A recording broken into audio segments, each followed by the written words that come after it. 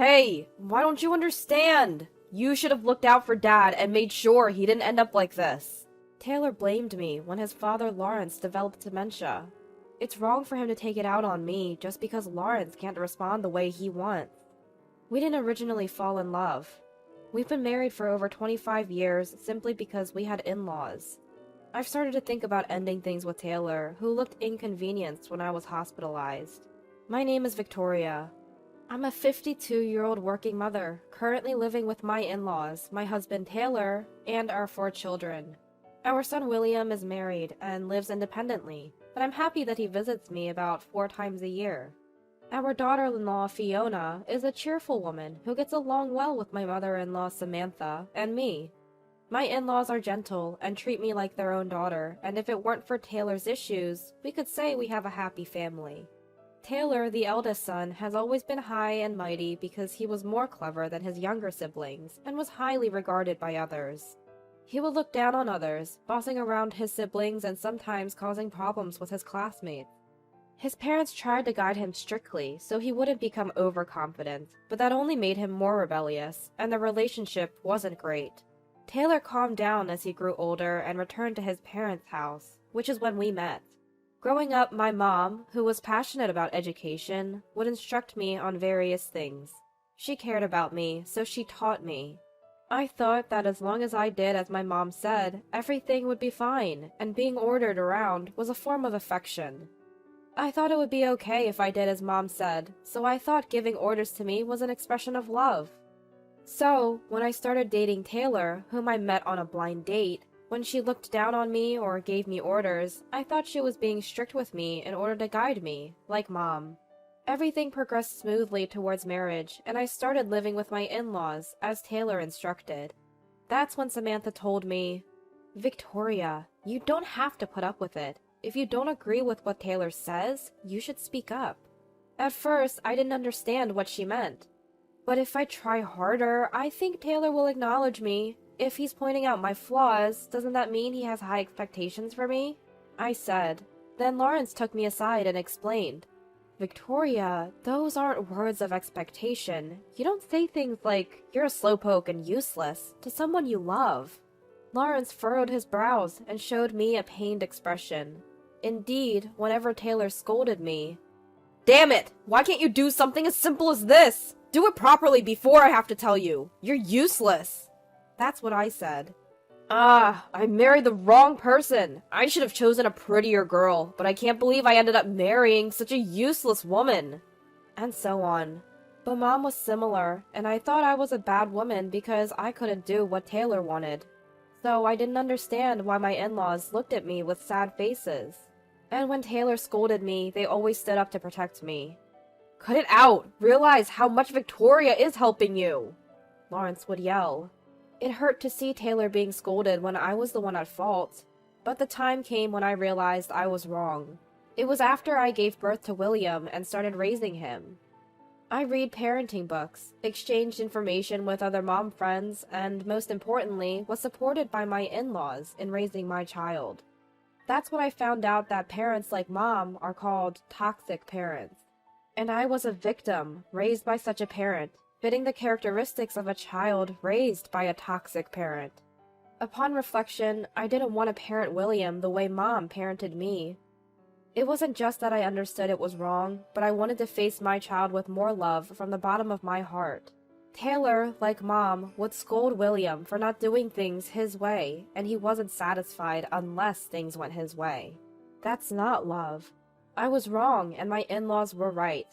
Realizing this, I went back to my parents' house and talked to Mom.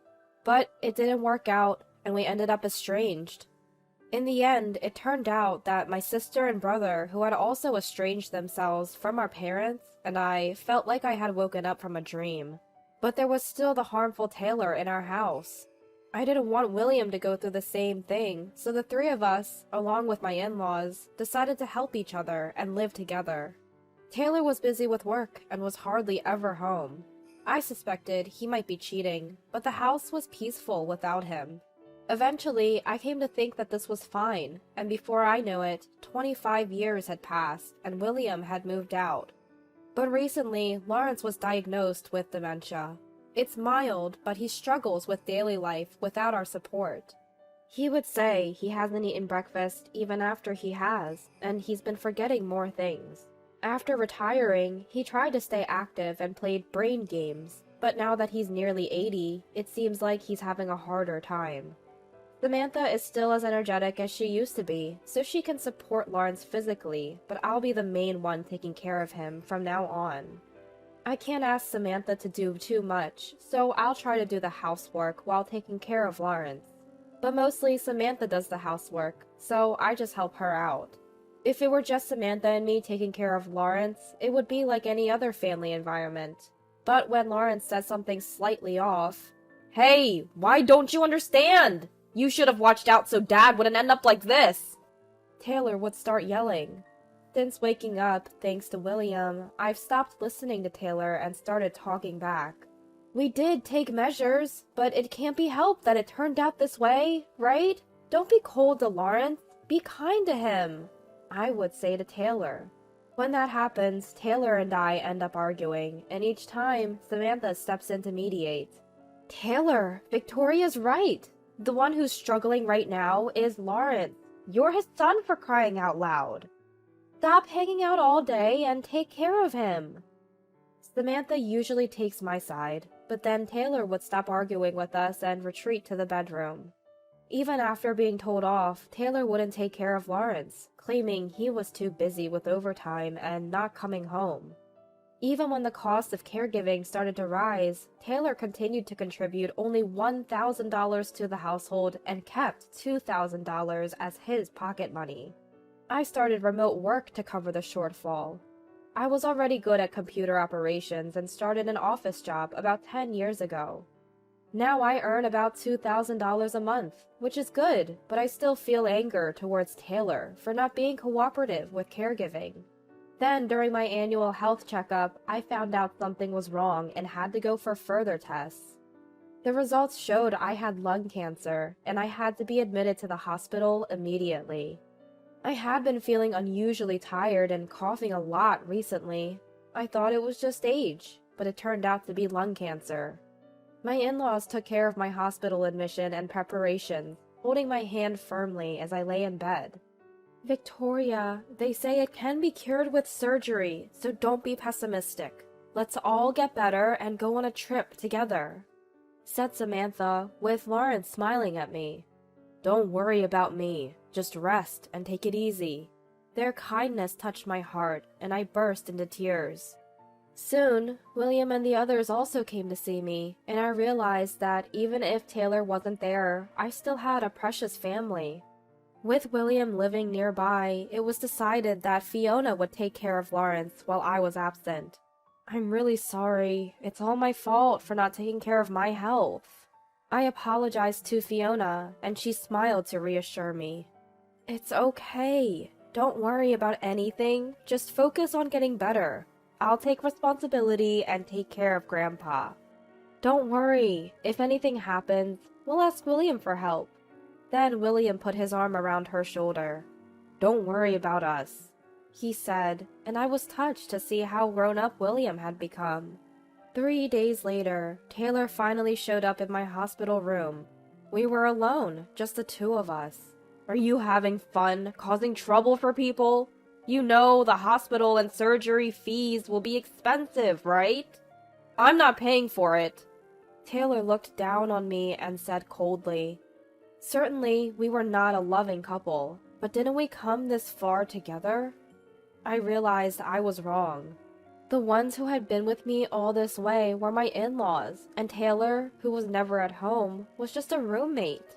Our relationship had lasted this long because of William.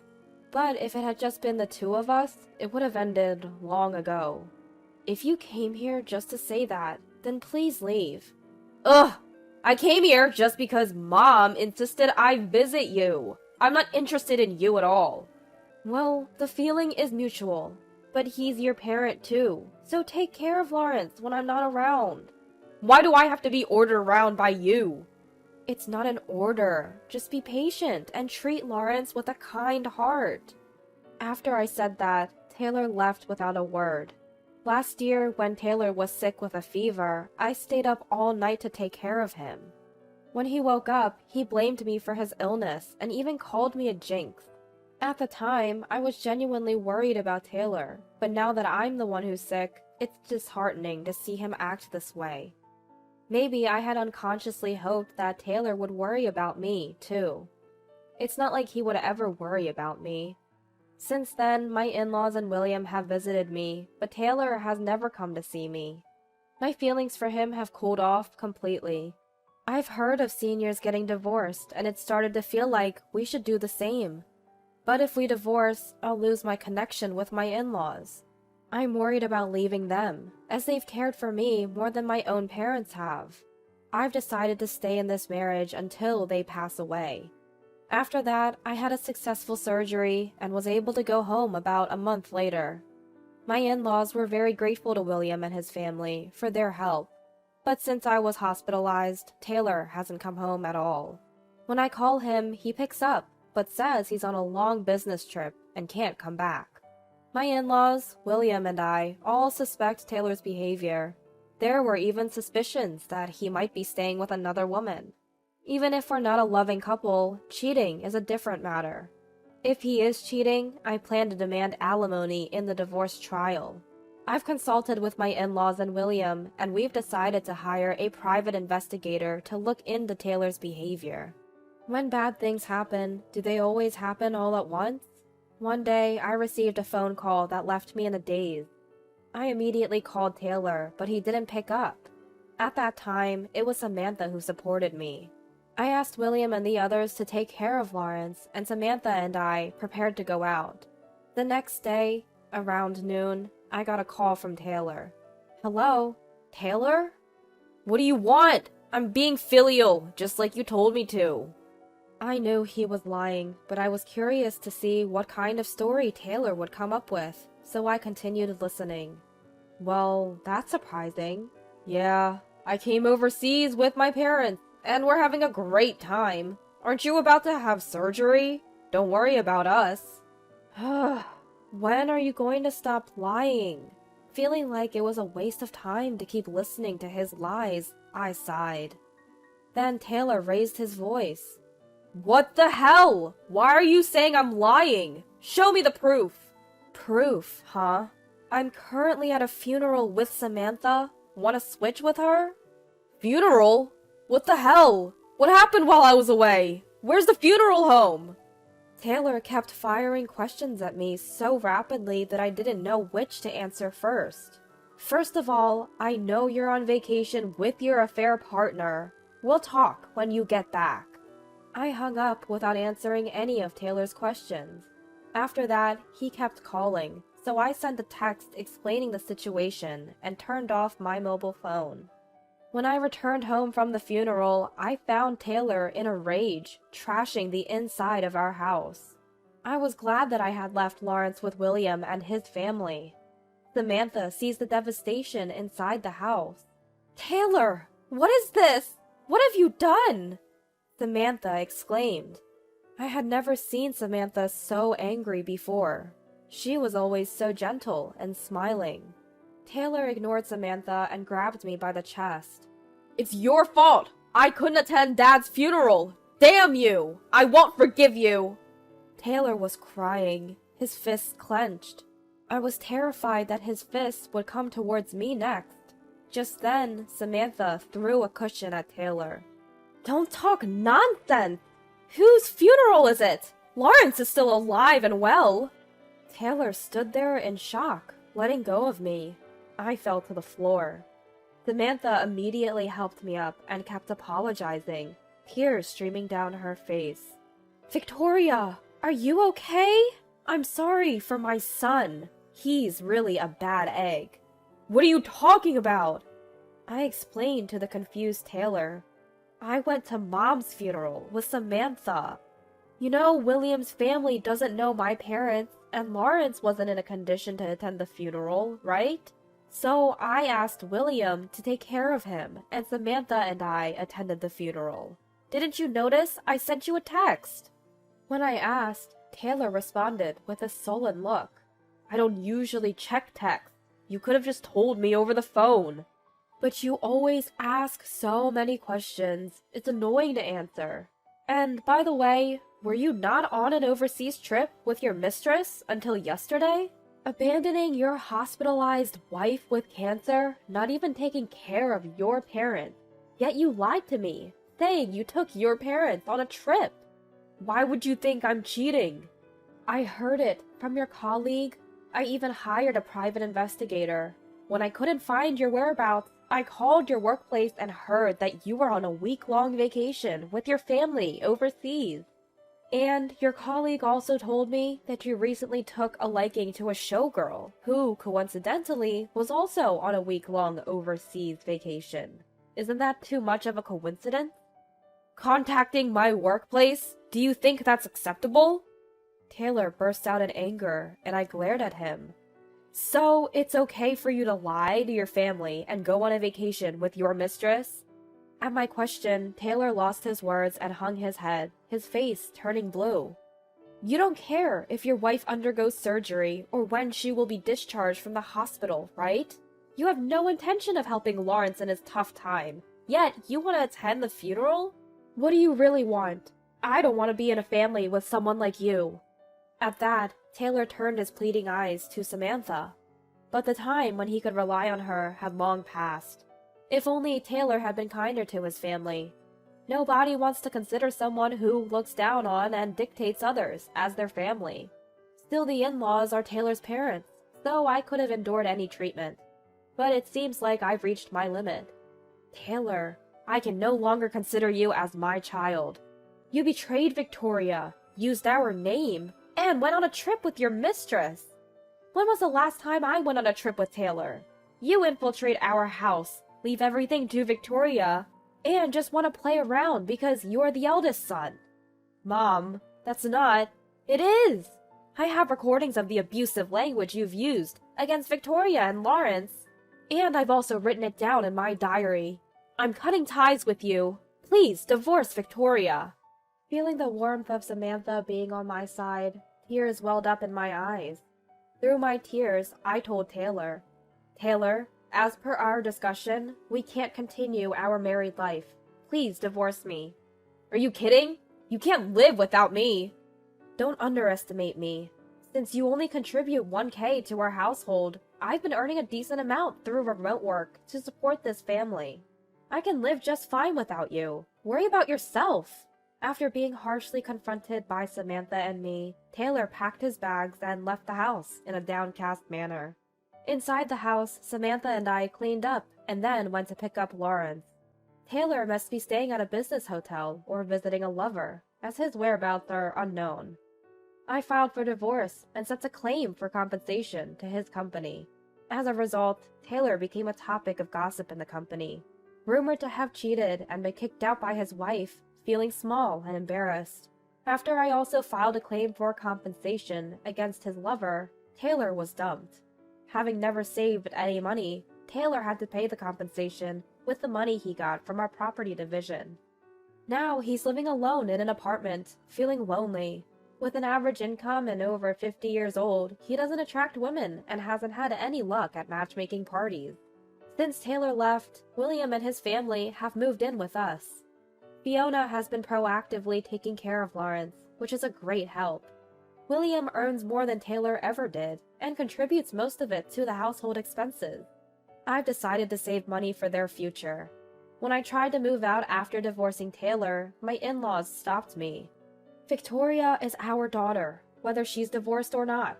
We won't let you leave unless you truly want to go back to your parents, Samantha said, smiling kindly. Although they're no longer my in-laws, we're connected by a strong bond and can still call ourselves family. I've renounced my share of my mother's inheritance and consider my biological parents as strangers. From now on, I want to live happily with the 5 of us. Once things settled down, the 5 of us went on a trip. It was after Fiona got pregnant and entered the stable period. We knew that once the baby arrived, we wouldn't be able to travel leisurely, so we went for a short trip to a nearby tourist destination. I hope we can create more family memories like this.